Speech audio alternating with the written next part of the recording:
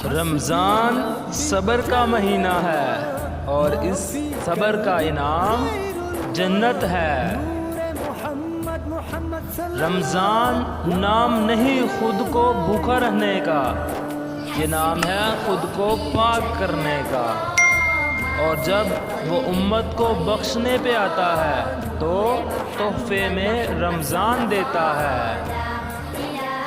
فرشتے کہہ رہے ہیں پروردگار سے، سورج شکست کھا گیا ہے روزے دار سے۔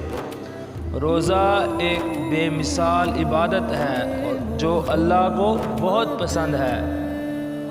سب پریشانیوں کا خوبصورت حل ہے نماز۔ روزے دار کو نماز ہمت اور قرآن صبر دیتا ہے۔ آپ صلی اللہ علیہ وسلم نے فرمایا، مومن کی عمدہ سحری کھجور ہے۔ صرف روٹی کھانے سے ہی نہیں، حق کھانے سے بھی روزہ ٹوٹ جاتا ہے۔